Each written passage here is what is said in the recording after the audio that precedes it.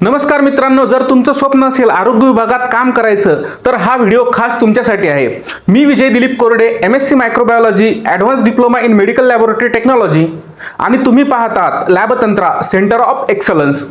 लॅबतंत्रा हे आपल्याला आता ॲप्लिकेशन स्वरूपात सुद्धा मिळणार आहेत गुगल प्ले स्टोअरवर आणि आपण वेगवेगळ्या 5 ते 6 बॅचेस जे आरोग्य विभागात काम करू इच्छिणाऱ्या विद्यार्थ्यांसाठी तयार केलेल्या आहेत। लॅबतंत्रा सेंटर ऑफ एक्सलन्स आपल्याला 1 तारखेपासून गुगल प्ले स्टोअरवर सुद्धा बघायला मिळेल। आजच्या या स्पेशल लेक्चरमध्ये आपण बघणार आहोत प्रयोगशाळा वैज्ञानिक अधिकारी LSO त्याचा कंप्लीट सिलेबस, कोणकोणते सब्जेक्ट आहेत त्याचा अभ्यास, प्रिपरेशन स्ट्रॅटेजी काय असणार आहे त्याची संपूर्ण माहिती। शेवटी तुम्हाला मी एकच सांगेल, योग्य मार्गदर्शन आणि योग्य स्ट्रॅटेजी असेल तर ही पोस्ट तुम्ही सहज पहिल्याच प्रयत्नात क्रॅक करू शकता। तर चला सुरुवात करूया सिलेबसवर। तर जो आपण आरोग्य विभागाचा जो सिलेबस बघणार आहे त्यामध्ये टेक्निकल आणि नॉन टेक्निकल आपण आपल्या लॅबतंत्रा या ॲप्लिकेशनवर टेक्निकल घटक पूर्ण शिकवणार आहे आणि त्याच्या बॅचेस सुद्धा येत्या 1 मे महाराष्ट्र दिन तेव्हापासून आपण सुरू करणार आहोत। आपले हे लॅबतंत्रा ॲप्लिकेशन गुगल प्ले स्टोअरवर जाऊन लगेच डाउनलोड करा आणि रजिस्ट्रेशन करून ठेवा, म्हणजे तुम्हाला वेळोवेळी माहिती मिळेल। तर चला सुरुवात करूया आजच्या लेक्चरला। तर सुरुवातीला जर आपण प्रयोगशाळा वैज्ञानिक अधिकारी त्याचा सिलेबस डिस्कस करणार आहोत, त्यामध्ये महत्त्वाचे विषय आहेत इंग्रजी, Marathi, general knowledge, logical ability आणि सब्जेक्ट रिलेटेड नॉलेज म्हणजे तांत्रिक घटक जो आपण आपल्या लॅबतंत्र या ॲप्लिकेशनवर शिकवणार आहेत। तर पहिला आहे इंग्लिश। इंग्लिशमध्ये काय काय सिनोनिम्स, अँटोनिम्स, स्पेलिंग, पंक्च्युएशन आणि टेन्स। काय सिनोनिम्स, अँटोनिम्स, स्पेलिंग, पंक्च्युएशन आणि टेन्स। दुसरा आहे व्होकॅब्युलरी। व्होकॅब्युलरी मध्ये काय काय use of idioms and phrases and त्याचे मीनिंग, एक्सप्रेशन। त्यानंतर आहे fill in the blanks in sentence. त्यानंतर सिंपल सेंटेन्स स्ट्रक्चर, तुम्हाला या बाजूला माहिती दिसतच असेल। तर मराठीमध्ये काय काय मराठी व्याकरण, त्यामध्ये वाक्यरचना, शब्दार्थ, प्रयोग, समानार्थी शब्द आणि विरुद्धार्थी शब्द। त्यामधला दुसरा मुद्दा आहे भाषा सौंदर्य, त्यामध्ये अलंकार, उपमा, म्हणी व वाक्यप्रचार आणि त्यांचा अर्थ आणि वाक्यात उपयोग, सर्वसामान्य शब्दसंग्रह इत्यादी।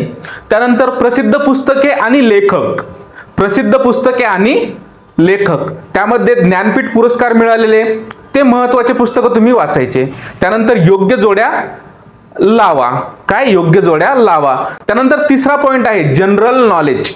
जनरल नॉलेज, जनरल नॉलेज मध्ये काय काय शिकवणार आपण आणि आपल्याला काय काय अभ्यास करावा लागणार, करंट अफेअर्स, चालू घडामोडी भारताच्या, महाराष्ट्राच्या, भारतीय इतिहास, इंडियन हिस्ट्री, इंडियन जिओग्राफी, भारताचा भूगोल, इंडियन कॉन्स्टिट्यूशन, भारतीय राज्यघटना, जनरल सायन्स, सामान्य विज्ञान, स्पोर्ट्स आणि कल्चर, कला व क्रीडा, राईट टू इन्फॉर्मेशन ऍक्ट 2005, काय राईट टू इन्फॉर्मेशन ऍक्ट 2005 आणि महाराष्ट्र पब्लिक सर्व्हिस ऍक्ट।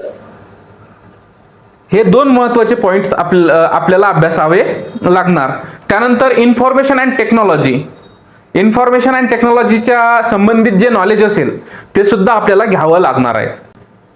त्यानंतर लॉजिकल ॲबिलिटी, लॉजिकल ॲबिलिटी तर्क तर्क, त्यामध्ये aptitude test, basic arithmetic knowledge, basic arithmetic knowledge, mathematics, त्यामध्ये न्यूमेरिक, अल्जेब्रा, जिओमेट्री, स्टॅटिस्टिक्स, सांख्यिकी, सांख्यिकी, भूमिती आणि सरळ सरळ सोप्या भाषेत तुम्हाला सांगतोय काय मॅथ्स अँड रिझनिंग, हे 2च घटक करायचे, मॅथ्स अँड रिझनिंग। त्यानंतर general science, physics, chemistry, biology आणि एन्व्हायरमेंटल सायन्स। काय काय फिजिक्स, केमिस्ट्री, बायोलॉजी आणि एन्व्हायरमेंटल सायन्स। त्यानंतरचा महत्त्वाचा घटक आहे काय subject related knowledge, subject related knowledge. आता सब्जेक्ट रिलेटेड नॉलेजमध्ये जनरल इन्फॉर्मेशन ऑफ डिसीज, त्यामध्ये पॅरासायटॉलॉजिकल, बॅक्टेरियोलॉजी, हिमॅटॉलॉजी आणि virology of malaria, filaria, dengue, chikungunya, lepto, Zika, swine flu etcetera. कोणकोणते?